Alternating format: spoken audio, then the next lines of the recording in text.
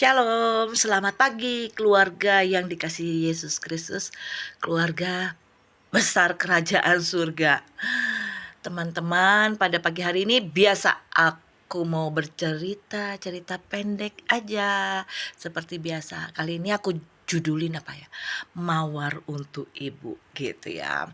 Ibu itu universal, bisa diceritakan itu berkali-kali lipat. Dimanapun berada pasti ceritanya adalah seorang perempuan, seorang ibu gitu ya, seorang ibu, seorang wanita yang seorang perempuan yang stronger karena bisa mengerjakan apapun, kadang-kadang sekaligus bisa mengerjakan. Oke, aku judulin Mawar untuk Ibu. Jadi ada seorang anak lelaki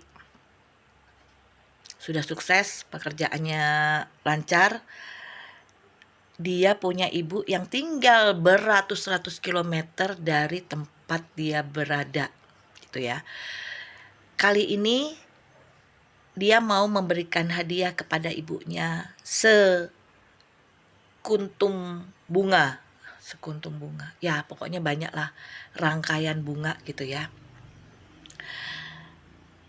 Masalahnya dia mau bunga itu dikirim dari toko bunga. Dia pergilah ke toko bunga tuh. Sebelum dia masuk ke toko bunga, dia menemui seorang gadis kecil, anak kecil, menangis terseduh-seduh di pinggir jalan. Dia bilang, "Kenapa, Dek? Kenapa? Apa yang bisa Bapak bantu?" Gitu. Anak itu bilang, "Iya, saya mau menghadiahi ibu saya yang hari ini sedang berulang tahun setangkai bunga mawar. Hanya uang saya itu tinggal Rp500. Bunga mawar itu harganya Rp1.000. Oh oke, ayo Bapak beliin. Kebetulan Bapak juga mau kirim ibu serangkaian bunga untuk ibu ulang tahun. Sama dong kita ya, ibu kita ulang tahun gitu." Oke, masuklah dia, dibelikanlah setangkai bunga. Oke, prosesnya begitu. Terus pada saat dia mau pulang, dia menawarkan kepada anak kecil ini, seorang gadis, "Maukah Bapak antar kamu ke rumah atau ke rumah untuk menemui ibu dulu? Bapak antar sampai ke tempat tujuan sehingga kamu bisa bertemu ibumu dan memberikan bunga mawar itu, oke?" "Oke, terima kasih Bapak sebelumnya ya." Akhirnya mereka pergi dan sampailah di suatu tempat. Duh, di mana? Karena ternyata tempat itu adalah pemakaman. "Ibu saya di sini, Pak. Sudah meninggal sekian tahun begini-begini dan hari ini dia ulang tahun." Gitu. Bapak itu merasa kayak ditempeleng, tar gitu ya. Dia yang masih hidup, dia yang masih kuat, dia seorang yang sudah sukses, hanya mau mengirimkan bunganya kepada ibunya yang berulang tahun. Akhirnya dia buru-buru langsung ayo kembali ke toko bunga itu dan membatalkan pengirimannya. Akhirnya dia mengendarai kendaraannya sejauh ratusan kilometer itu untuk memberikannya kepada ibunya. Ya, begitulah. Terkadang kalau saya ngomongin mama, sedih banget ya. Tidak bisa menemani beliau pada saat sakit. Beliau sedang meregang nyawa pun tidak ada di sisinya karena satu dan lain hal. Merasa berdosa banget ya. Dan itu waktu tidak bisa diulangi lagi. Kita mau nangis darah juga gak bisa balik tuh waktu gitu. Pada saat itu ya, beliau pamit dengan saya di malam hari dan besok paginya beliau sudah meninggalkan kita semua. Itu rasanya nyesek banget karena pada saat beliau berpamitan itu rasanya gak mungkin. Mama kuat pokoknya ya.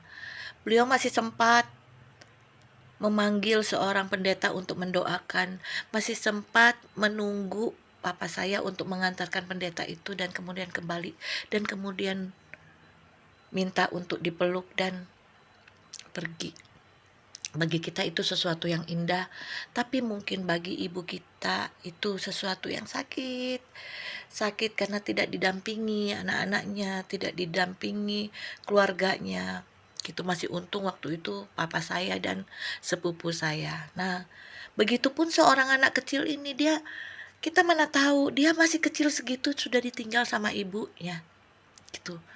Tapi dia masih mengingat sampai sekarang. Mungkin pada saat dia ditinggal dia nggak ngerti apa-apa. Kalaupun dia ngerti pada saat itu pasti dia sudah ada di sisi ibunya. Dan dia mengingat setiap kali pada saat ibunya berulang tahun untuk memberikan sesuatu walaupun hanya setangkai mawar. Nah, bapak yang ini kan dalam keadaan sehat, dalam keadaan sukses.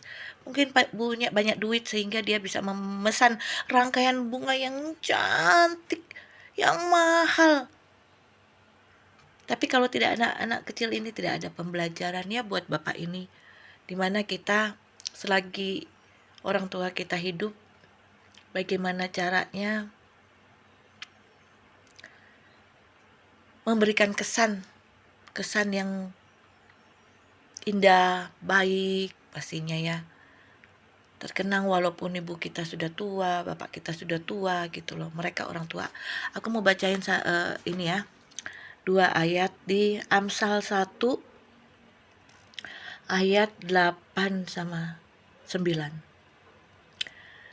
Sebuah gelungan bunga yang indah itu bagi kepalamu dan kalung bagi lehermu.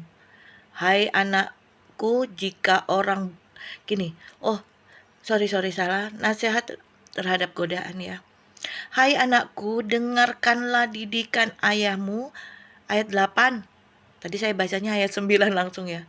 Hai anakku, dengarkanlah didikan ayahmu dan jangan mengabaikan ajaran ibumu. Sebab gelungan bunga yang indah itu bagi kepalamu dan kalung bagi lehermu. Kebayang ya? Seorang ibu itu dan bapak itu mendidik, ibu itu mengajar gitu ya. Makanya kita juga harus menghormati yang namanya ibu guru dan bapak guru, pengganti orang tua kita di sekolah gitu ya. Kebayang kita kalau tidak mendengarkan didikan dan ajaran, kebanyakan begitu yang tidak mendengar didikan ajaran ya. Oke, boleh mungkin suatu saat sukses, tapi yang diderita itu panjang, yang diderita itu pasti ada dan membekas, dan ketika derita itu kena ke diri orang tersebut atau kita mungkin, itu kita akan langsung ting, oh iya ya benar kata ibu gue, benar kata bapak gue. Itu bagaimana kita selagi mereka masih hidup, kita menuruti, mentaati seperti kita mentaati Tuhan Yesus. Itu tuh kepanjangan Tuhan Yesus loh di dunia ini, ibu sama bapak kita. Gitu loh. Mereka memang seharusnya mengajarkan seperti yang Tuhan Yesus ajarkan. Bagi keyakinanku ya, Tuhan Yesus ajarkan. Gitu. Mungkin ada yang bilang, ibuku enggak gitu, orang tuaku enggak gitu. Kita bagaimanapun mereka orang tua kita terima, sekaligus mungkin ada yang bisa kita kasih masukan, walaupun kadang orang tua ya begitu nggak mau menerima masukan karena dianggap lu siap, lu gue duluan lahir, lu nggak bisa, pengalaman gue lebih banyak. Oke. Tapi caranya banyak sehingga orang tua juga mau mendengar anaknya.